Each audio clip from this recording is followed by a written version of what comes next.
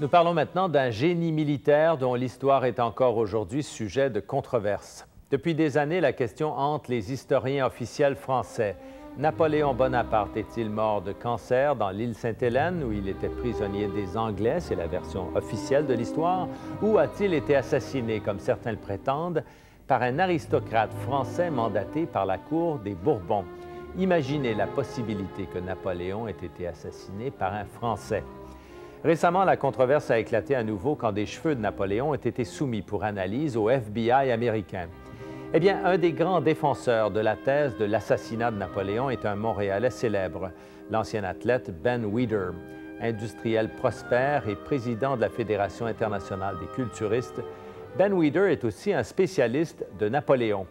Issu d'une famille juive polonaise qui s'est établie à Saint-Lin au Québec au tournant du siècle, Ben Weider est aujourd'hui le plus grand collectionneur privé de souvenirs napoléoniens au monde. Mais il y a quelque temps, il a soulevé la colère des historiens français quand il a publié un best-seller sur l'assassinat de Napoléon. Ben Weider nous a reçus dans son bureau aux allures de musée à Montréal. Ben Weider, qu'est-ce qui vous fascine à ce point dans ce personnage-là pour que vous ayez passé autant d'années, que vous ayez autant d'objets de lui? Napoléon était un homme avant son temps.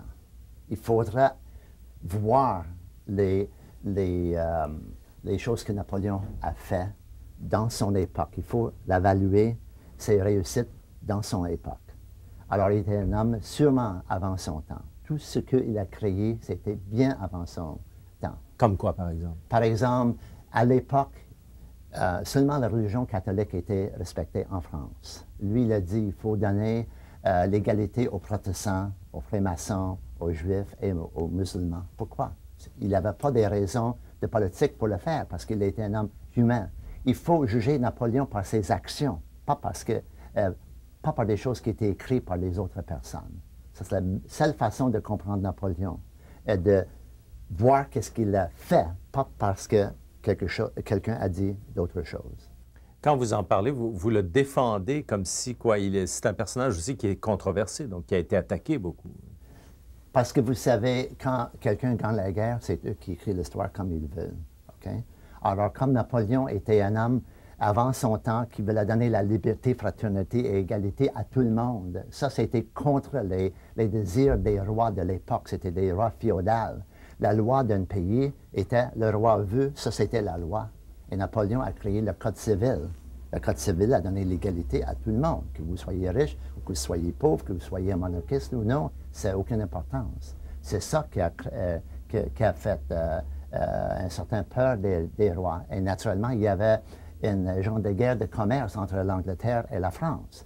Si Napoléon avait resté tranquille, s'il n'avait rien fait, s'il avait été content d'importer des produits de l'Angleterre et de faire un profit avec ça, tout avait été bien. Mais Napoléon a créé une industrie en France pour rivaliser la révolution industrielle en Angleterre. Alors, il est devenu un compétiteur des Anglais. Ça, c'est une des raisons qui était responsable pour les guerres, les soi-disant guerres napoléoniennes. Mais de là à aimer Napoléon, c'est une chose, mais de là à en devenir aussi fanatique, je dirais, puis à être même un défenseur de Napoléon. Qu'est-ce qui fait que ça vous y passez autant d'énergie?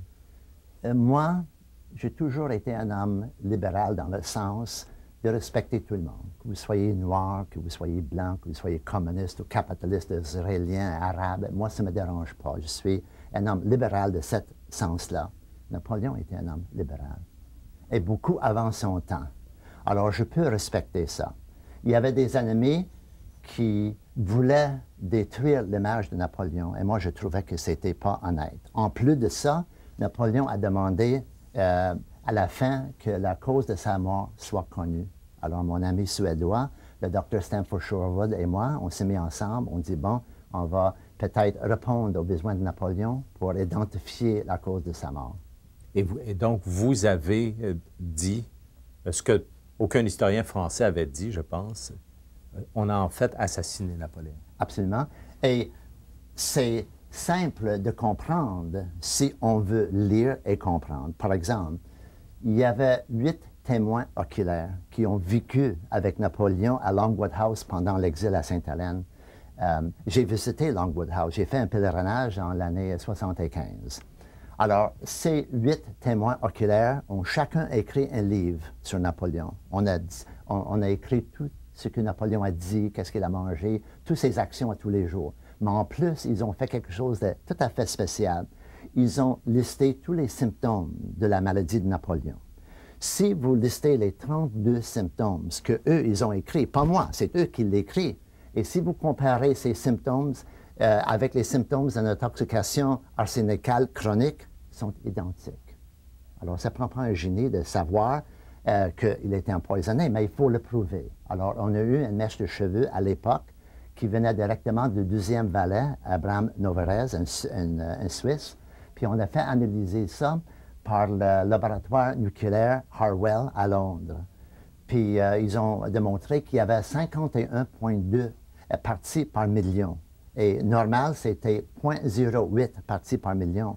Alors, vous voyez, il y a une... D'arsenic, hein? D'arsenic. Oui, mais qu'est-ce que beaucoup des gens se trompent? Napoléon n'était pas tué avec l'arsenic. L'arsenic était utilisé seulement dans les phases cosmétiques. Parce que les gens craignaient de tuer Napoléon avec l'arsenic parce que ça avait créé un genre de révolution en France. Parce que Napoléon était encore bien aimé par le peuple et l'armée française était intacte, était très loyale pour Napoléon. Alors, ils ont utilisé l'arsenic pour détruire la santé de Napoléon et donner l'impression, l'illusion que Napoléon tombait malade graduellement et normalement. Alors, dernière étape, là, c'est le FBI. Oui. Il y a des cheveux qui ont été soumis au FBI par vos collègues, je pense, américains, des souvenirs napoléoniens américains, une organisation donc parallèle à celle que vous dirigez ici. Et là, le FBI dit non, il n'y a pas d'arsenic dans les cheveux. Là, c'est la controverse. Non. Il faut comprendre le fond pour savoir qu'il n'y a pas de controverse. Il y a une controverse parmi des gens qui ne sont pas historiens. L'FBI, M. Roger Martz, qui a fait des tests, m'a dit lui-même qu'il ne voulait pas authentifier les cheveux parce que ce n'étaient pas les vrais cheveux de Napoléon. Parce que moi, j'ai envoyé une mèche de cheveux de provenance de George Sand, la fameuse écrivaine française. Elle a eu une mèche de cheveux directement du grand maréchal Bertrand quand il est revenu de Sainte-Hélène. Alors, ils ont comparé les deux cheveux. Les cheveux que les Américains ont subis, c'était des cheveux noirs. Les vrais cheveux de Napoléon, c'était des cheveux très pâles, un genre de brun très pâle et très, très, très fin, comme un cheveu de soyeux. Comprenez? Et en plus, la provenance était faux. Parce que le document que Mme Novarez, soi-disant document, elle a dit qu'elle a enlevé les cheveux de la tête de Napoléon le 5 mai, 6 heures exactement après la mort de Napoléon. Napoléon, c'est vrai, il est mort le 5 mai, mais on a fait l'autopsie le 6, puis on a enlevé les cheveux de sa tête pour faire le masque mortuaire et pour donner des mèches de cheveux à sa famille. OK? C'est ça que Napoléon a voulu. Mais sur le document, elle a marqué le 5 mai, mais en dessous de le 5, il y a 1, le numéro 1. Ça veut dire, d'origine, le document est écrit, j'ai enlevé les cheveux le 1er mai. Puis c'était caché par le 5. Dites oui, qu'il y a une erreur. Une erreur historique. Quelqu'un l'a réalisé après parce que Napoléon n'était pas mort le 1er mai. Alors, comment elle peut enlever ses cheveux 4 jours avant qu'il est mort? Est-ce que pour les Français, reconnaître que Napoléon a été assassiné et assassiné par des Français, ce ne serait pas détruire tout un mythe? Jusqu'à maintenant, on a toujours dit que, en fait, les Anglais étaient responsables de ça. Ben oui, c'est une humiliation pour eux. Je vais vous donner une expérience, une véritable expérience. Le Dr. Stanford Sherwood, mon collègue suédois et moi, nous étions à une assemblée organisée par le commandant Henri Lechuc, qui est un historien français bien connu, bien renommé. Il écrit énormément de livres. On a eu une discussion avec le département historique de l'armée française, puis on a expliqué la thèse. Ils ont été 100% d'accord avec la thèse. Au point même qu'ils ont voulu faire une demande après le gouvernement français d'ouvrir le tombeau, de voir si nous pouvons faire des autres tests sur les restes de Napoléon. Et soudainement, un colonel Kisser se lève et dit « Monsieur, qui est l'Anglais qui a empoisonné Napoléon? » J'ai compris tout de suite que c'était une question politique. Alors, je n'ai pas voulu répondre, mais mon collègue suédois, il se levait, il dit, mon colonel, il dit, c'était pas en anglais, c'était en français. Un grand silence est tombé dans la chambre. Si vous avez échappé une épingle, ça avait été comme si une bombe fait explosion dans la chambre. Immédiatement après ça, grand silence, qu'est-ce qu'on appelle le blocage français. Ils n'ont jamais voulu collaborer avec nous, ils n'ont jamais voulu continuer l'investigation parce qu'on a voulu faire les tests sur les autres cheveux dans un laboratoire français parce que l'autre test a été fait en Angleterre. Donc, encore une fois, parce que ce serait plus le vainqueur qui serait responsable et qui serait blâmé, mais ce serait eux-mêmes. Oui, exactement. Ils n'ont jamais voulu accepter la vérité. Pour moi, ça ne dérange pas que si c'était un Anglais ou un Français ou un Chinois ou un Grec, quelle différence que ça fait. Je voulais simplement établir la vérité historique. C'était sûrement quelqu'un qui a habité Longwood House avec Napoléon pendant tout l'exil. Vous êtes entouré d'objets qui vous ont coûté très cher. Vous êtes fasciné, vous dépensez beaucoup d'énergie, d'argent. Oui. Qu'est-ce que passion. Jusqu'où vous voulez aller? Jusqu'au bout. Qu'est-ce que vous voudriez idéalement? Uniquement d'établir que Napoléon a contribué énormément au respect de tous les peuples et d'expliquer la façon qu'il est mort. Je veux répondre à la dernière, ou une des dernières désirs de Napoléon, que la cause de sa mort soit connue. Tout le monde croit qu'il est mort d'un cancer, mais c'est pas vrai. Il est mort d'un empoisonnement. Merci beaucoup. Merci.